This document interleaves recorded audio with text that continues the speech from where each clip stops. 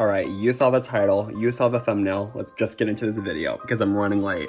Alright, so the first thing I'm using is the Urban Decay All Nighter primer. It's a gripping primer and it also is gonna help me to be not too sweaty, and also it's gonna make a nice barrier between the makeup and my skin so that we're not smashing a bunch of greasy, heavy special effects makeup into it. And then next I'm gonna do a little bit of the Primer Potion eyeshadow primer, also from Urban Decay, just because I get really oily on my eyelids.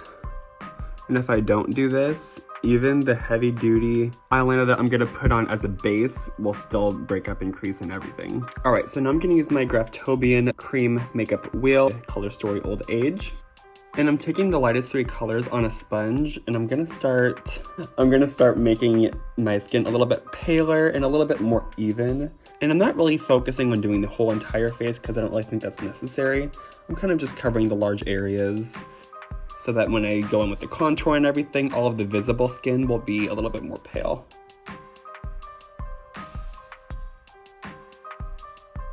Honestly, you could just use like a paler foundation than what you already have. I just kind of had this laying around. But yeah, main goal, a little bit paler, a little more even. This part doesn't really matter too much, but hey. And then also when we start going in with our powder and everything, that's gonna help to make it be a little bit more pale and a little bit more matte. Yeah, if you guys thought that you were getting like a cinematic masterpiece on the first video, might need to reevaluate some things. All right, so now that we're mostly evened out, we're gonna go in with a loose powder. I'm gonna use the Nye Super White loose powder and a fluffy brush, and we're gonna set the whole entire face, and then I will be right back. I'm back and the face is set. You can tell I look really smooth, really pale, and that's the look we're going for. So now the next part is going to be pretty much the majority of the whole look. I'm gonna be using, oh my god, where'd it go? The Inglot Gel Liner, and this is just the black one. And then I'm also gonna be taking a fluffy brush, this one's just by Morphe, and we're going to be dipping into it and basically just coating our eyes completely black. All right, so now the bristles are coated, and I'm just going to literally start painting. We're going to be really generous with the shape and the amount of product because we want this to be very black and very deep. Inside of the attractions, it's really dark, and we want this to pop. All right, so now that this whole lid is coated, I'm gonna start taking my brush and I'm kind of stippling it, and we're gonna go up right into this corner. And then also we're going to really make sure this area in the inner corner is filled. And then we're gonna kind of start stippling alongside the nose right here. We're kind of just going down. And this is gonna be almost a part of our nose contour, if you will. And then we're gonna do the same thing on the bottom. Really make it big. And really get it into the lashes. We don't want big patches of skin showing. We want this to be coated. And you can already see I look dead. And the good thing about this liner too is that it's going to dry matte. I'm still gonna set it with like a black eyeshadow just for extra longevity and peace of mind. But this works as a fantastic base for really just building that depth that we need. All right, and then before this even has a chance to crease on me, I'm gonna take some black eyeshadow on a fluffy brush, and I'm gonna pack it right on top of that black. Really focusing on the crease so that we have minimal creasing throughout the night. Working in a haunted house though, no one's really gonna look at your creased eyelids and call you out on that. But I just like the way that this makes it extra matte and extra black. And also it doesn't feel quite as sticky. And then we're gonna do the same thing on the underneath. And you don't have to take it, you know, all the way down here because we are gonna ombre in some red and purple shadows. This is mainly just to make sure that the rims of your eyes are black. All right, I'm gonna do the other eye off camera. just the liner and then the black shadow, and then we'll be back to do the rest of the face. So now that the eyes are looking pretty symmetrical, we have the liner and the black shadow down. We're gonna start going in with some reds and some purples, kind of like rusty violet shades, and we're gonna kind of ombre the black into the skin with that red rusty color. So I'm gonna use that same brush that we just packed the black on with, and I'm just gonna go right on top with that red and that purple. And you kind of just go around the black where it's at its softest, you know, where it kind of starts to blend into the skin. And that's where we're gonna put the red and the violet. And I'm making this really big. I wouldn't necessarily go in this hard with the red and the purple if I were doing like close-up pictures or like anything where people were gonna be like, you know, really close up and bright lights. But since it's so dark inside, I'm really taking it there.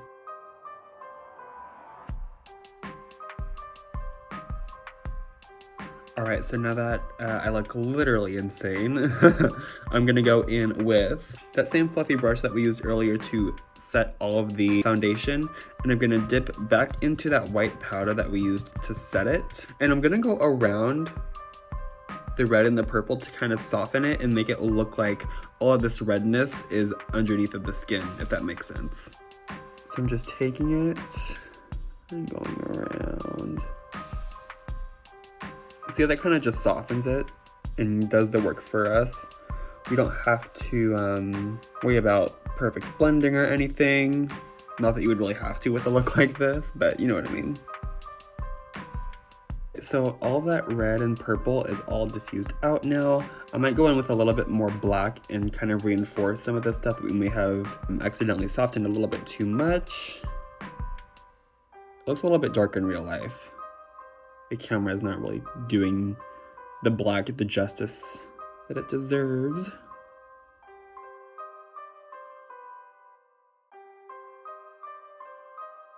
All right, so the eyes are complete. Now we're gonna move on to the contour and the whole sculpting of the face, and then we are pretty much gonna be done actually. So I'm gonna take just an angled blush brush. This one is by Mayron, and I'm going to do a mix of a black, a white, and a purple, and we're gonna kind of get a similar kind of color to what we've got going on the eyes. And we're gonna hollow out the cheekbones and the jaw mainly. All right, and I'm gonna take that brush with the eyeshadow, and I'm kind of working it right under the jaw. You can see how it's instantly just kind of slimming that out and making me look a little bit more gaunt. I haven't had blood in a long time. And then as I pull it down the neck, I'm kind of working it in a gradient so that it blends. Same combination with the white, black, and purple. I'm going to start by the ear and then follow the natural hollow and go down. And I'm gonna blend the edges up. And I'm gonna keep building, keep intensifying, and then I'll do it on the other side, and then we will be back to do some highlight. All right, so the contour is pretty much where I want it. We want it to be darkest up at the ear, and we want it to diffuse almost into nothing when we get down here. And now we're gonna do some highlight, which is gonna make the contour pop a little bit more. And then we will be back to do a little bit of blood staining around the mouth. And then I will pretty much be done. Just like how we did the eyes. If you think that you maybe did a little bit too much, you can take that same white powder on the brush and diffuse everything down just a hair. But again, it is gonna be dark on the inside, so not everything needs to be super realistic in terms of like tones and shadows and values, because it needs to be exaggerated. All right, now this part isn't super necessary. I just like to do this because I think it makes the depth of the contour look extra deep when we add more light right here. So I'm gonna go in with a highlighter, and I'm gonna kind of just highlight right here on the hind points of the cheekbones. I'm doing a lot of this. Up onto the temple, and I'm blending it into the contour and the bottom of the eye here, so that it all just kind of flows and looks natural. A little on the nose, a little bit on the chin. Okay, and this is actually gonna be the last step. You could do some extra contour up here. I just am bald pretty much. And if I did a lot of shading here, it would look strange to have dark colors here and then it'd just be my scalp. So I just don't do it. I'm gonna take a little bit of that same purpley red black texture again, and I'm gonna go around my mouth to make it look like stained blood. And really get it in the corners.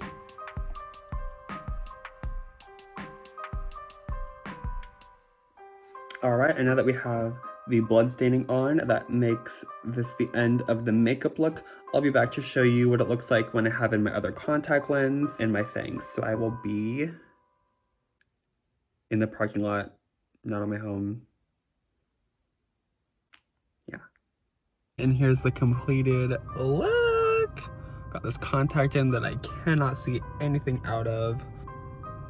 And yeah, we're gonna have a fun night of scaring some people. Thanks for watching.